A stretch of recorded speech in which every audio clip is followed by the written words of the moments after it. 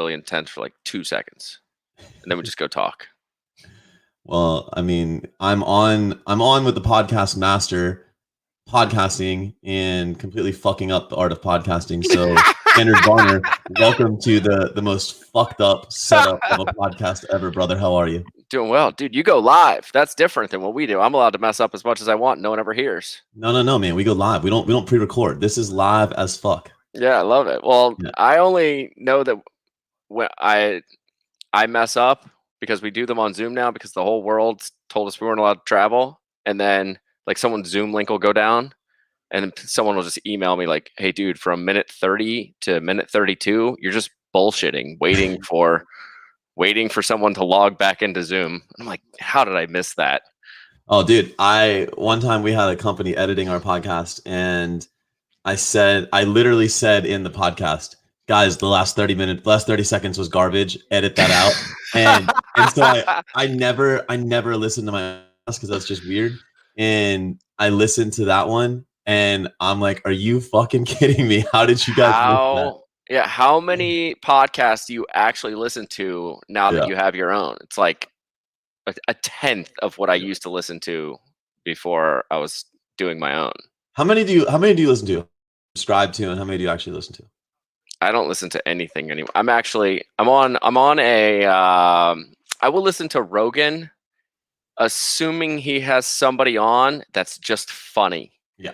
I don't even want to learn more things. And I don't mean that like I'm done learning. Yeah, yeah. I'm just tired of content coming at me. And it's exhausting, the amount of stuff that you feel you need to listen to and learn and read. And I've just gone back to hard copy books. Yeah, man. Where I learn at a regular speed. I would love to say that I joined you in that, but I can't tell you the last physical book I've read. I am a big audiobook guy, so I listen to a lot of those when I can. And then like the podcasts I listen to, it's education, but it's entertainment. It's like edutainment. Like Yeah. I love Russell Brunson because it's like super short form. It's like 8 or 9 minutes. It doesn't get really intense. But like today I was listening to Mind Pump with Brendan Kane, and I thought that was really good. Like I'm not interested in this. Probably horrible to say on a nutrition coaching podcast. But like I'm not interested in hearing people talk fitness right now. Like I don't want to be working out, or I don't want to be driving in my car hearing people talk fitness, because I've done that for 20 years of my life, and I just but I don't know. I'll go through times like I'll hear a certain topic that like really catches my interest. But man, I'm an entertainment person now. Like you said, with Rogan and somebody being funny, like that's such a prerequisite. Yeah.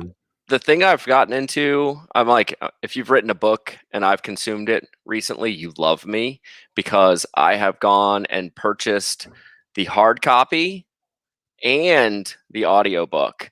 Ooh. So when I'm walking, I'm just like, it's just like washing over me. I'm just kind of like learning, but I'm also typically, if I'm listening to an audiobook, I'm listening for the first X amount of time, and then it sends me down a rabbit hole of my own thoughts on how whatever I just heard applies to my own life. And then I forget that I'm listening and I'm just thinking about things. It's like this like walking meditation of like watching your brain just like cycle through thoughts. And then I've really tried to get back to reading and slowing down. And that's I feel that. I feel the slowing down part. I've never been a reader. Like honestly, physical books are just always. I think I'm just stupid. Like honestly, I tell people all the time I'm not really successful because of how stupid I am. Like I only know like one or two things, so I just fucking talk about those a lot. Yeah. But like I always say that. But honestly, but I feel you on the slowing down, man. And one of my friends, Jacqueline Kostelik, she made a post yesterday on Instagram and was talking about all the benefits that have come from COVID. And I was like, I really feel like I found me again. Yeah. It was crazy. I don't want to say we went through a tough time. I went through a personal tough time last year. And I remember one of my employees, he said to me, he showed me like the Google Talk, and he was like, people love this guy. And he was basically alluding to the fact that like I wasn't that guy anymore. And I was like, ouch. Like it was a dagger, but like, fuck, like you're right. Like I struggled, and I really feel like since COVID, man, I found so much of myself. And that's awesome. And I really dig that, dude. Like that's been obviously we've been hyper profitable, and it's been beautiful on the business side, and that's cool. But like man, like I totally feel you on the slowing down and just reconnecting with yourself and family. And that's been the big one, man. We spent so much time on the road that I didn't even realize so much of what I did was just preparing for the next trip. Whereas, like, I get home, I know I've got 20 days at home until I hit the road again for another 5 days. Like, where am I going? What am I preparing for? How much work can I get done before I get on a plane again? And then it's like rock star lifestyle, going out, dinners and interviews, and I mean, rough life, bro. Rock star life, you know. Well, you know what? I'm definitely not in front of a lot of people playing music, but you're just on the go. You're meeting as many people as possible, doing interviews, working out with everyone that you possibly can, like cramming as much as you can into that 3 to 4 day window so that you can get as much business and life and fun done. And then you like come home, sleep, and you're like, well, when do I got to do that again? I don't think a lot of people realize how difficult it is. If I'm being honest, man, like the last time we all chatted, like me, you, Doug, Travis, was at FBS, right? Like after I spoke, and I was exhausted. Like I was on such an adrenaline high. Like I remember like coming off. So like podcasting was no problem, but I remember like I podcasted with Chase and Duffy and you guys, and like, I remember it was like after I came off of that, I was fucked. Like, and I'm like, man, that was just a microcosm of what you guys have to do. Like, you guys recorded so many episodes while we were there, let alone every time you guys travel. And dude, I don't think people realize the toll that it takes, dude. I mean, first off, it's obviously so cool. I mean, you get to hang out with like the people whose books you read and that you learn from, and doing all that is like, it's so rad. But also, it's your job. Like, nobody walks into their office and is the same dude, like, no, at their office. And that's why work is exhausting, because you're holding this like standard of conversation and trying to be engaging or whatever. But when you're doing it in front of thousands of people and they're going to hear the conversation, you want it to be a good one. So putting your best foot forward. You got to be in character. 8 to 12 hours in a 3-day window. And that's just the recorded part. Yeah. It's not the hanging out part. And it's just fun. Like, you don't sleep. Nope. You're on the road. Yeah. You don't sleep when you play away games. Nah, that's why everybody struggles when they travel. I tell everyone, you know, you got to have a character, like, you know, you got to be in character. And people know me as, you know, loud and obscene and, you know, not shy to share my opinion. But if you really know me, like the person behind the character, you know that like I'm in bed by 8:30 or 9 o'clock every night. You know that I'm so fucking antisocial. It's ridiculous. And you know that I am the most reserved person in the world. But you get me on a podcast, or you get me in front of a crowd, or you put me on stage, like, F this, and I'm going to hype you up, and you're going to walk away knowing that you just heard me speak. So it's, dude, I feel you. It's another game. But it's all authentic. It's all aligned. It's all the same person. It's just, it's literally like, if I only have an hour to tell you my whole life, that's what I want you to feel like after you hear me speak.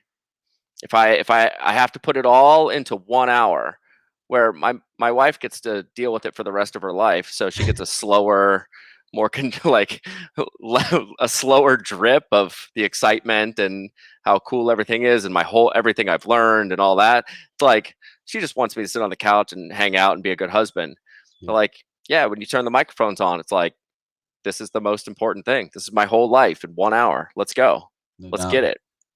Well, fortunately for the podcast, they don't even get a whole fucking hour, man. Like I got like another 22 minutes with you. So as much as everybody wants to hear the Anders Varner life, and it's a massively important story, like, I love you, brother, but I'm not here to talk about life.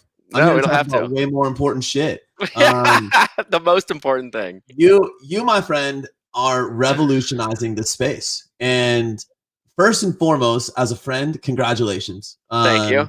I haven't gotten to tell you that officially. It is, you guys are doing is unbelievably forward thinking. you're leading from the front, man. We talk about that all the time at NCI. Lead from the front. You guys truly are leading from the front. So, thanks. I don't need to be the one to tell the world, man. What the fuck did you guys just do? How did it happen, bro? Phil, share the news, my friend. Yeah, on Monday morning, we launch online training programs at the largest retailer in the world, at Walmart Incorporated, which is really, really cool.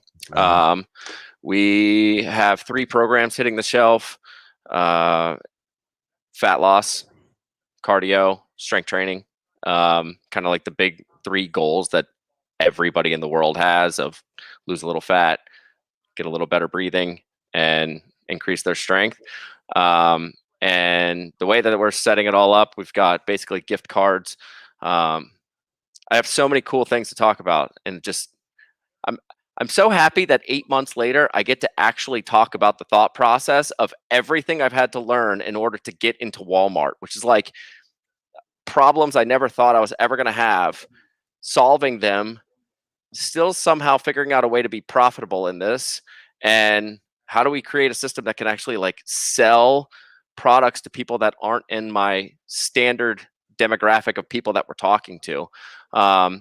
And it's such a cool process now that I get to look back on the last 8 months, how it all started, the fact that it's cardio, fat loss, and strength training. Trust me, everybody in the world would have gone onto Google and been like, what are the 3 biggest goals of everybody in the world? Like increasing someone's endurance, getting them to lose some fat and some strength. I'm not revolutionizing the way we train people by any means, but what we're doing, it's not that you are a part of the story, but you've definitely had an influence. Because when you got in, I think when you really started coaching nutrition, there was very few people that were thinking about scaling nutrition businesses. There was like nutrition coaching, but there was nobody that was running like nutrition business and thinking big. And in that, you kind of carved your own expertise and niche and like the business structure around it. And something that's been really, for lack of a better term, like just annoying to me is like in the last 2 years, I've become a dad, and I'm not cool. I shouldn't say I'm not cool on the internet. You're very fucking cool, Anders. I notice that being cool on the internet and like doing all of that just really isn't super aligned with who I want to be and what I want to do and how I want to spend my time.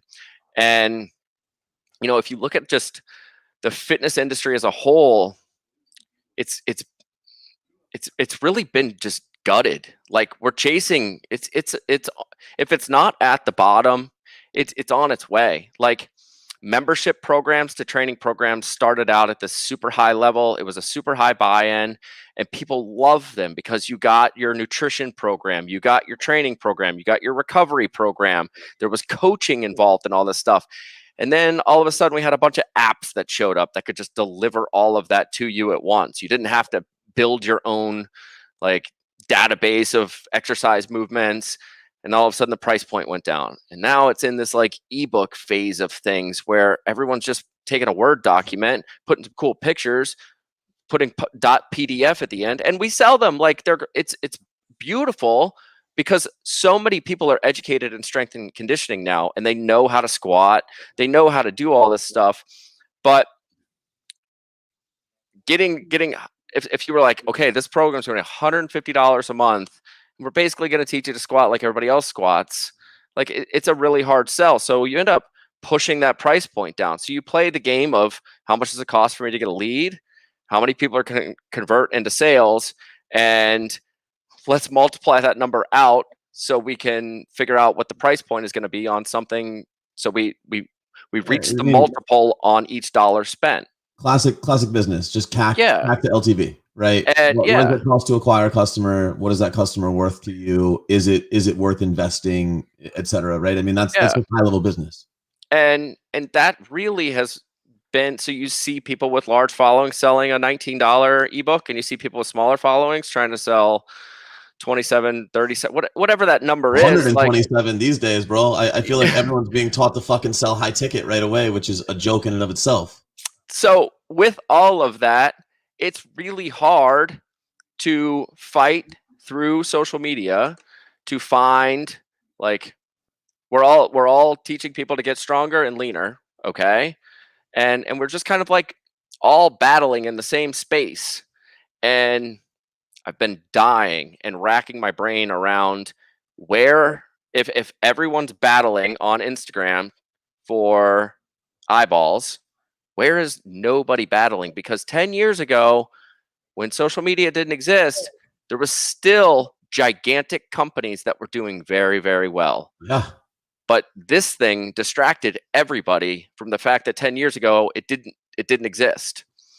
And it's honestly just been a question I just sit here and ask myself over and over and over again. Like, what am I missing? Where's the thing that I can go and be by myself?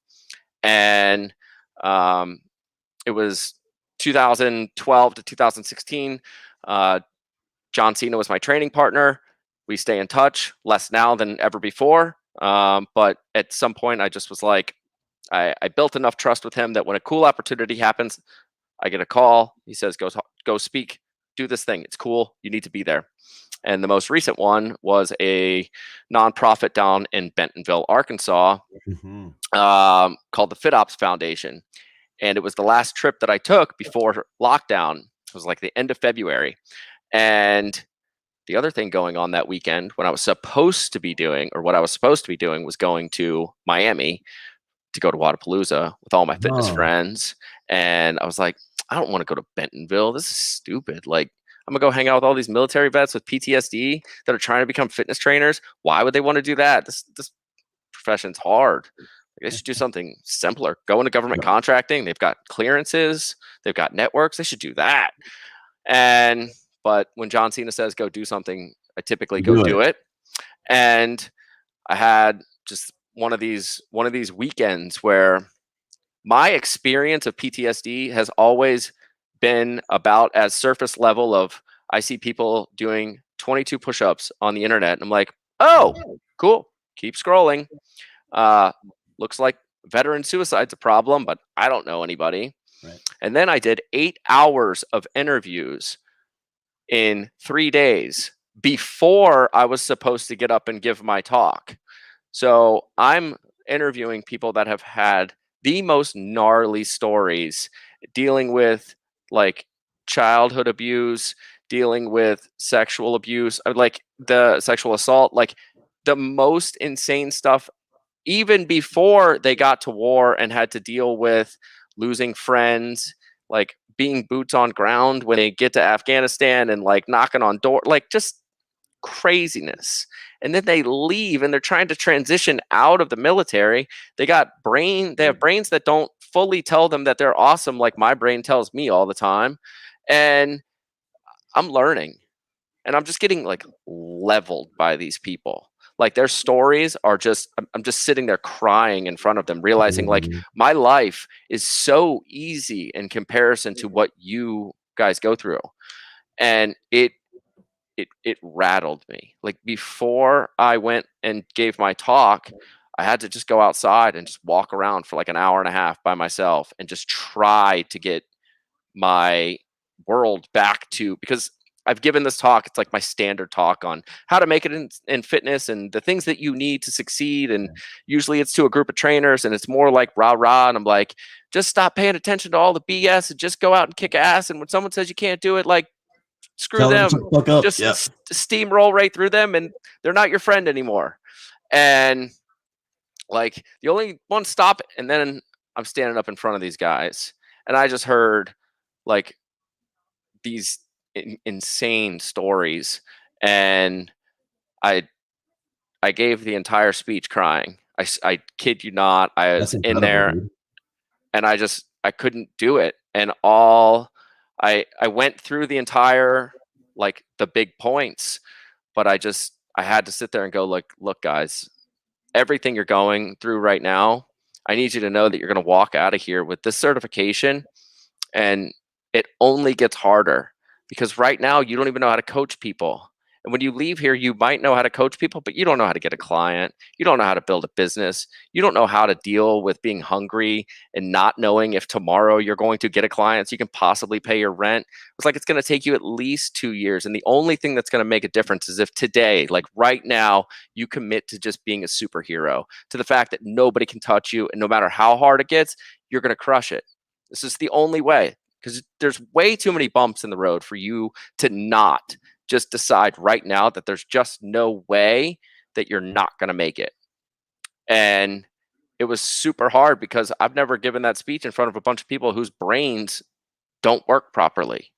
And that knowing how hard it is for me and how long this last decade of being an entrepreneur in fitness has been, for that to go into the battle with some of those like mental wounds and emotional wounds that they deal with, it was like, it would have been the most inauthentic thing for me to just be like, hey, it's going to be great, guys. Just get after it. Yeah. And one of the guys that was in the, like, watching my talk, I lifted weights with him that night and he enjoyed the talk, and it touched a lot of people, which is great. But like meatheads have to do, no matter how emotional it gets, we have to go max out at night. Of course. It just wouldn't be a fitness party without snatching clean and jerk. Did you guys do the 1 ton challenge or what? We did do the 1 ton challenge. As well as we could. There just wasn't, they weren't fully prepared for all of that, like 25 people maxing out their deadlift. Like, so we made it work. But yeah, the guy that I shared the barbell with that night moved really well. We had a great time. It was super fun. And after we were done training, we were just sitting down, hanging out, and I was like, dude, you got a family, you have kids. Like, what do you do here? You're in Bentonville. Like, what is? I'm here because I'm here to like interview these people. You got paid. Yeah, like I'm here for content, to meet what do? You live here? He goes, oh, well, I'm the merchandising director for performance nutrition at Walmart. And I go, does that mean you buy all the supplements in the world?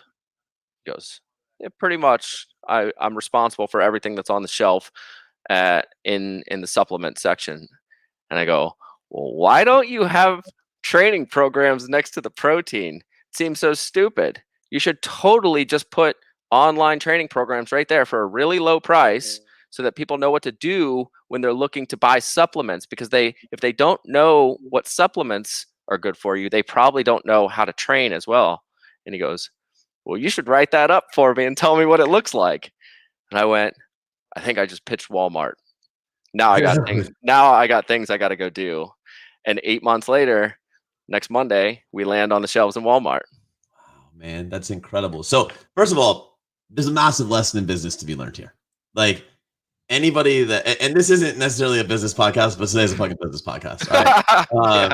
Is like, when you get us together, we're just going to talk business. We've talked fitness for 20 years. We're going to talk business right now.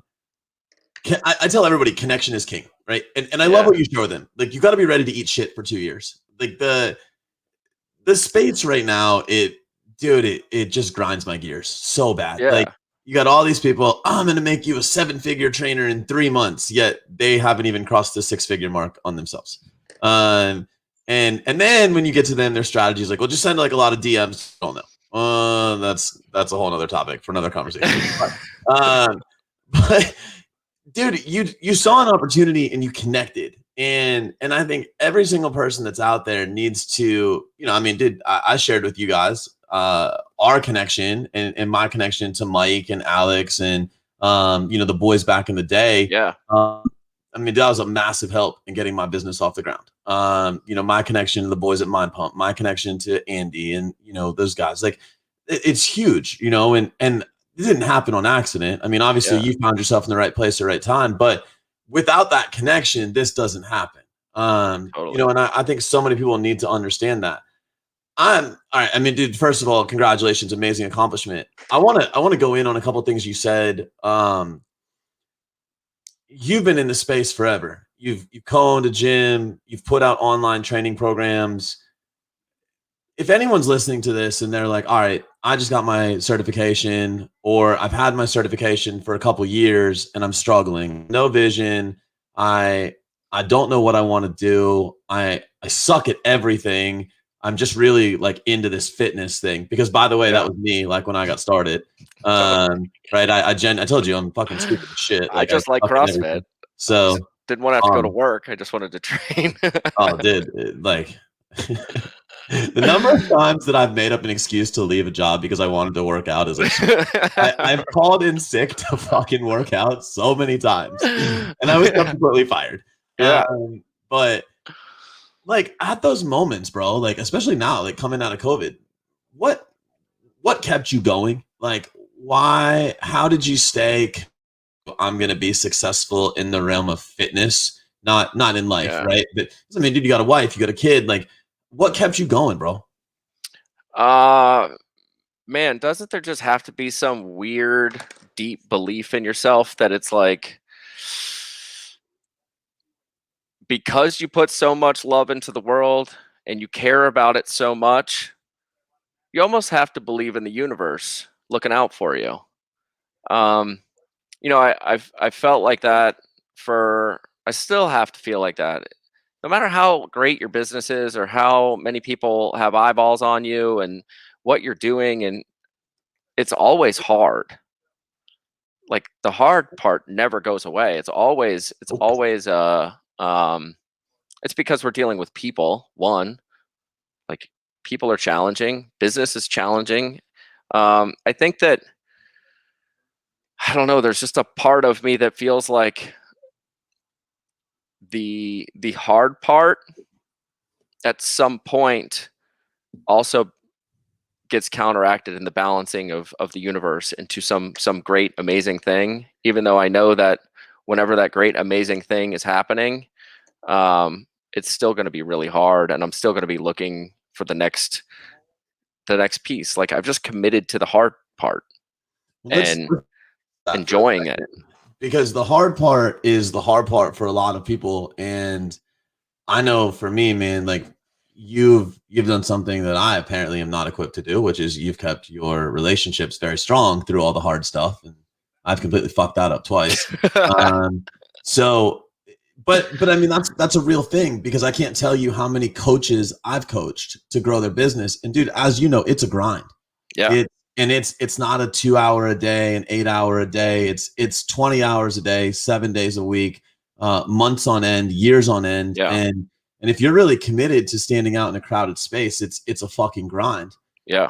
How have you? Because dude, I look up to you in that aspect. Like you've got great balance, man. Like you really do, and you know maybe that's just perception, but I really believe that you do. How have you kept that, man? Because I think there's a lot of coaches that struggle with that. I mean, honestly, the superhero thing to me is a very real thing, um, in that um, I, when I used to step onto the floor of the CrossFit regional, and the highest I finished as an individual was 21, 2 years in a row, Yo, and you I made it. Who cares? no, but this is as an athlete, I wasn't that great. Sure. I finished like sixth on a team once, fifth on a team, and then like 23rd or something like that on a team. At no point, if you looked at that resume, you would be like, Anders is a great CrossFit athlete. But when I stepped on the floor, I thought I was like Matt. I would dominate Matt Frazier. Yep. Like the mental side of me walking on the floor was that I was a complete savage and nobody could touch me. Like if I wanted to put my mind to something, I was unbeatable. Granted, at least 20 other people beat me every year I competed on the floor. But that doesn't change the fact that I like the idea of creating just a little superhero in my head that allows me to believe that I'm untouchable and that no matter how hard it is, I'm going to get through it, and that it's all a part of some bigger plan that I don't know what that is or where it's going. Um, it's just if I do all of the right things the right way enough, it all works out exactly like it's supposed to. It's when you're slacking off, it's when you're not challenging yourself, it's when you're taking the easy route that's when you get hammered. And if you're constantly pushing and you're constantly trying to do the best you can do at all times, um, it it tilts the scale in your favor. It doesn't guarantee success, but it definitely tilts the scale in your favor. And it tilts the scale not just because doing your best all the time, not just like that's really good work, that's the best I can do. No, it's like the emotional, like if you're writing an email to somebody, they better feel you in that email. They better not just be reading words. They better know the tone of your voice. They better know what was going through your brain. They better know the emotional side of what you want them to get out of that. And you perfect that skill over and over and over again by not sending a bad email just because you need to send an email. You send an email only when you 100% know that you want somebody that's reading it to feel it. And I think that I don't know if I was just born with some sort of skill like that. I don't know if I just care so much. But I really just believe that a lot of people check boxes because they took some mastermind course that said, write 3 emails a week to your list. And they go, okay, well, I wrote them. Check, check, check. Done. But they're not, what they're missing is that whoever's reading that, you want them to go, whoa, this dude's serious. Like, he really wants me to squat. You know, if there's any perception of balance that comes out of anything I'm doing, it's because I like to try really, really hard when I'm working to be incredible at working. When I'm working out, I want to be really good at working out. I just want to try really hard to be great at it. And if I'm playing with my daughter, I want to be a great dad. If I'm on a date with my wife, I want to try and be a great husband. It's really just about holding that standard of trying really hard, not just because you're checking the box and saying like, I did it, but really getting in and being present and understanding all of those deeper levels of connection that go into building relationships and trying to be great at something. Dude, I love that because I think you almost took the word balance out of the equation, and you almost said that I win at everything I do. First of all, I love the notion. I love that you said people fucking check boxes and they don't do things with intent, because I preach that up and down, and that aligns with me wholeheartedly. It's probably why we get along so well. Is in every moment you give 100%. Before we got on, I was talking with Tommy, and Tommy's like, "How's the day?" I'm like, "Bro, it's insane day. Like, today's been fucking nuts." But like everything I've done, I'll give it 100%. When we wrap this up, I've got 15 students to teach tonight. They're gonna get 100% of me. When I wrap that up, I've got right, that's going to get 100% of me. I love that. But I think a lot of people fail to carry that over into their personal lives, and not even just their significant other, not even just their kids, but themselves. When it's time to sleep, like, it's time to sleep. It doesn't mean like pop a fucking Xanax and go to sleep because you're trying to survive your fucked up lifestyle. It doesn't mean whatever else gets you. It's like, yo, put 100% in in every facet. And I think that's incredible. It allows you to do what you guys have done. It allows you to build really big business. It allows you to fucking get in Walmart. Obviously, listen, I know we're up against a time crunch. I know you got to go get your kids. And no, we're good. Okay. Yeah. So I'm gonna keep going then. I'll send a text here in a few to my team and let them know that my class, I'm gonna be 5 minutes late. But with that, man, with Walmart coming up, obviously, I believe this is a giant step forward in our space, and I think our space is evolving right now. I've got a lot of predictions that I believe to be, that I obviously believe to be true or will come true in this space. But I'd love to know your side. Obviously, as you guys get in and you revolutionize how training programs are distributed, what do you think we're going to see in the next year, in the next 3 years, next 5 years, next decade in the fitness and health industry? What are the big trends that we keep an eye on? As far as, I don't want to do anything else, to be honest with you, because this, what's interesting about, I feel like so many of these trends, and I'm sure you've had this experience, is it's like It's like, where did that trend come from? Yeah. And where it really comes from is like some guy, some person putting in a crap ton of work in a specific direction, and they put in so many reps in that direction, and then something clicks in their brain and they go, well, what if I do it this way?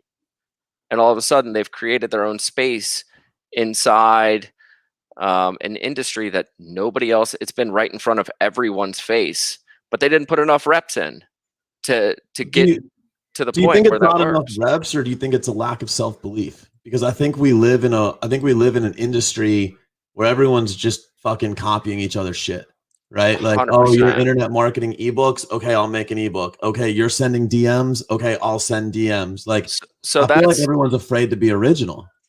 so that's 1,000,000% true. Like they're afraid to be original. They don't. Originality is really, really hard. How do you uh, it's not that it's a problem to follow the fact that you can go buy an ebook. Awesome. That's really, it's a way to go make money. Yeah. Um, you know, everybody should just go read the Blue Ocean Strategy and try and understand it. But I really feel like in this one specific thing, um, we have done more, and Walmart in a way is doing more for fitness than anybody has ever done. Agreed. Um, we've gotten out of the game of it costs me 65 cents for a lead. It costs me X amount per conversion. That I got out of that. Why? Well, I can drop my prices to fractions of what everybody else is paying or charging for their books, because once you get into Walmart, they handle lead gen for you by having the most gigantic retailer in the entire world with millions of people shopping there and doing billions of dollars a year, like billions, Yeah. so much money. I think about sometimes if I was just like balling out of control at Walmart and I have a 12-inch box and they have a 60,000 square foot facility and everyone in there is doing what I'm doing. It's crazy the amount of money that goes through that place. It's nuts, dude. Um, and then on top of that, like you have this opportunity to really start to hammer like no competition. Like where in the world can you go where there's a lot of eyeballs on something where there's no competition? And right now we are the only people on the shelves. I hope we're the only people on the shelves for the longest time, and people I are was just gonna like, say, how it's long like, how long before your next competitor comes? Because I think you've just opened up a category, and well, it's really here's interesting, man. I had a call with NutriShop 2 hours ago, beautiful. and they're looking at bringing NCI in as their official education, and we obviously think alike. We understand the corporate possibilities. We understand reducing CAC, all those things. But how long do you think before somebody comes in and tries to play in your category? And by the way, dude, the day you die, you're going to be credited with creating a category in FDM, right? Food and drug mass, which Yeah. that's fucking impressive. Like I've been around the game a long time. I have never seen innovation like that. I appreciate it. Yeah, I think that the much smarter thing for anybody out there is to just call me because I already know how to do it. Well, listen, Um, I can't tell the world something I have in the works, but I have something in the works, and I'm going to talk with you offline I because love it. it might need to get into Walmart. So Um, I'll gladly kick you a I percentage if am you do. I am 1,000,000% interested in making training programs very, very successful, and then also understanding that we have a great relationship. The guy that runs all of he's literally like the Barbell Shrugged prodigy, in that he's been listening to the show for years and done all of our programs, and he thought I was the cool one when we were like lifting weights. Well, you are. Little did he know, I thought he was way cooler. But um, I I think that those big ones right there, like getting out of the lead gen game. Not that you're not in lead gen forever, but um, like paying for eyeballs is what we all kind of do through Sure. social media and Yeah. paying Facebook. Um, and all those conversion costs and playing that game. Eliminating competition is a massive piece to what we have going on, but the largest opportunity in all of it is the fact that We all are on social media talking about getting people stronger and leaner. Cool. How many people are putting out the type 2 diabetes program? How many people are out there putting out the I can make you a better dad program? How about how do we make you a better mom for $9.48 because you're going to have an idea of how to feed your kids? Like, we all talk about it. We all say it, but we say it into this vortex where you're trying to play some social virtue game in Instagram when all of your followers are already going to a CrossFit gym and have disposable income. It's like walking up to your best friend and being like, "Don't you think I'm cool?" You know You who'd be know really that, proud right? of this, bro? Jay Abraham. Like if you're if you're into marketing at all, like you know who Jay Abraham is. Jay Abraham would be exponentially proud of this. I mean, he's credited with doing some of the craziest shit, right? Like basically renting ships on Carnival Cruise Line that they couldn't sell and then turning around and subleasing them and making fortunes. And I mean, he's found I mean, dude, look at like Jesse Itzler, right? Jesse Yeah, Itzler went to NetJets and he's like, listen, your model is completely fucked. Like, give me your hours and I'm going to sublease those out. And he made such insane amounts of money doing that. But it's finding, like you said, you know, the book, The Blue Ocean Strategy is genius. Listen, yeah, your level of thought is so far beyond fucking Blue Ocean Strategy. It's insane. Again, dude, I can't keep you forever, and obviously I got to go teach. So I'm gonna start to push to close this out, and we can do 10 million versions of these because like right. I'm getting a lot out of picking your brain right now. But I'm massively interested. One question is, I'm assuming you had to sign some sort of exclusivity. Um, how tight is that exclusivity, and how many you guys have to expand into other avenues to do something similar? Right now, Walmart is the only play. We have 3 programs that you can only buy at Walmart. We don't sell them on our site. We don't sell them at Amazon. We don't sell them anywhere. I'm less interested in uh, everything outside of that right now, and my biggest interest is getting into 3,000 stores. Sick. Um, that's number one. Number two is fulfilling on the back side of that, making sure our product's tight. You've been around the game long enough to remember a guy by the name of Bill Phillips that wrote Yeah, a beautiful book called The Body for Life that revolutionized did. everything and made the 90-day challenge what everybody I mean, attempts he right made now. billions of dollars. And I have brought that book and placed it squarely next to my bedside to go reread the Body for Life Challenge and get back to understanding the language of transformation and a lot of those just like uh, a lot of the copy that he wrote in that book that came across as inspirational, and it is inspirational in the stories and stuff, but he was the first one to do it that I really paid attention to. And now that I've been going back and reading and taking notes from like a more business side of things, um, those are the books that I want to write, and those are the stories that I want to tell. Um, and my the way that these big box stores are all set up is that supplements are sold in the pharmacy, and whether that's right or wrong, it doesn't matter to me. That's the way it is. And last Wednesday I hosted my first call with 14 Walmart pharmacists, and I think that if I had like a really big mission to what we're doing, it is connecting with the pharmacists in that every doctor in America, it's not the doctor's fault. Doctors aren't the problem. They do what they're supposed to do. But what happens is we don't have options in that they hand somebody a prescription for symptoms and everybody knows that and it's fine. And then they say, we need you to lose weight and we need you to go get to start exercising more. And everybody shakes their head and they go, okay, I got 3 things to do. I need to exercise, I need to lose weight, and I need this prescription for symptoms. And then they walk into the Walmart pharmacy and hand them the prescription and they go, my doctor told me I need to lose weight and exercise more. What happens? There's nothing. It's the same way in Target. It's the same way in Kohl's. It's this, or not Kohl's. It's the same way in like every big box store that does this stuff. And my main goal right now is to connect with as many pharmacists as possible and get them the education about the programs just so they know that they're coming, that they're on the shelves. And if I can lead the conversation of health and wellness, and I could literally talk to you for another half an hour about just the way that Walmart, I saw it. I saw what the future of Walmart looks like, and it's not what you can't be a CEO in this world right now and not do CrossFit, have a personal trainer, be on some sort of good nutrition plan, have some sort of way of clearing your brain of trashy information and meditating, mindfulness, whatever you want to call it.